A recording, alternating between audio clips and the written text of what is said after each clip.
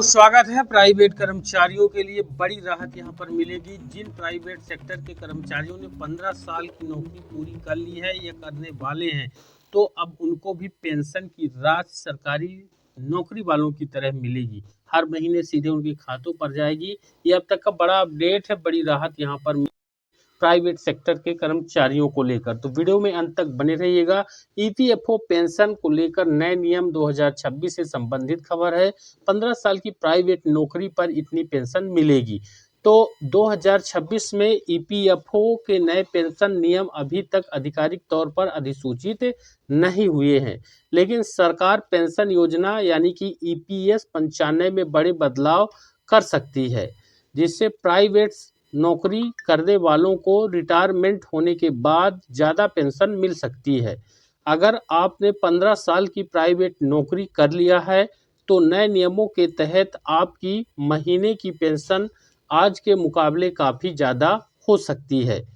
क्या ईपीएफओ की पेंशन योजना ईपीएस 95 ईपीएफओ के तहत पेंशन योजना का नाम यानी कि एम्प्लॉयज़ पेंशन स्कीम 1995 होता है, जिसमें कर्मचारी के बेसिक सैलरी और डीए का हिस्सा अलग से पेंशन फंड में जाता है। इसके लिए बेसिक सैलरी प्लस डीए के 15,000 रुपये तक के हिस्से पर ही पेंशन का योगदान लगता है। अभी तक का यह नियम रहा है। अब यहाँ पर पेंशन योग सैलरी का औसत पिछले 60 महीनों की बेसिक प्लस डीए से लिया जाता है। न्यूनतम पेंशन 1,000 रुपये प्रति महीना अभी तक है, वहीं अधिकतम पेंशन 7,500 रुपये प्रति महीने अभी तक यहाँ पर मिलती है। यानी जिस कर्मचारी ने 15,000 रुपये का जो बेसिक पर काम किया है 58 साल की उम्र तक, उनको अधिकतम यहाँ पर 7,500 रुपये अभी प्रति महीने के हिसाब से दिए जाते हैं। अब ईपीएफओ पेंशन में 2026 में क्या बदलाव आ सकते हैं? इन बदलावों में न्यूनतम पेंशन को बढ़ा करके 7,500 रुपये, यानी बेसिक सैलरी अगर 15,000 रुपये से कम भी है तो भी 7,500 रुपये ये न्यूनतम पेंशन रहेगी। ये प्रति महीना हो सकती है, जिससे लाखों पेंशनर्स को बड़ा फायदा यहाँ पर मिल जाएगी। पीएफ की वेज सीमा 15,000 रुपये को बढ़ा करके 25,000 रुपये या फिर 30,000 रुपये करने पर विचार चल रहा है, जिससे पेंशन योग सैलरी बढ़ जाएगी और पेंशन भी बढ़ जाएगी।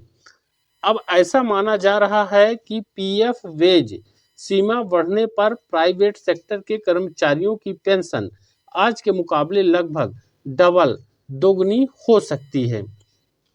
15 साल की प्राइवेट नौकरी पर कितनी पेंशन मिल सकती है? तो इसको लेकर पहला जो हो सकता है, अगर वेज सीमा 15,000 रुपये पर ही रहती है तो आपकी पेंशन अभी के फार्मूले के मुताबिक मिलेगी। अगर पेंशन योग सैलरी 15,000 रुपये और सेवा काल 15 साल हो जाता है तो पेंशन लगभग 857 रुपये प्रति महीना होगी। न्यूनतम पेंशन 1,000 रुपये प्रति महीना मिलेगा, क्योंकि 1,000 रुपये से कम नहीं मिल सकता है, ये न्यूनतम पेंशन है।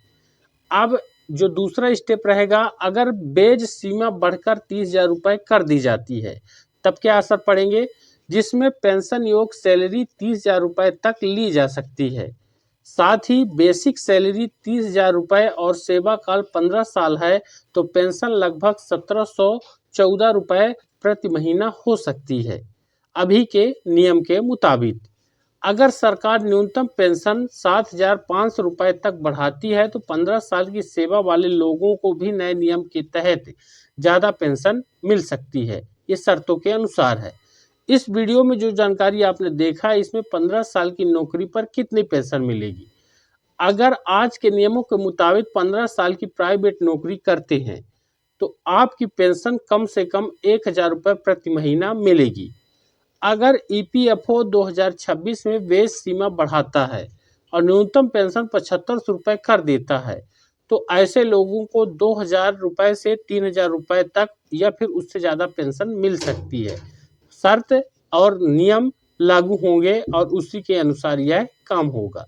मुझे उम्मीद है वीडियो आप सभी के लिए बेहद इम्पोर्टेंट है। इसको ज़्यादा से ज़्यादा लाइक और शेयर करिए। हमारे चैनल पर नए सब्सक्राइब भी जरूर करिए। धन्यवाद।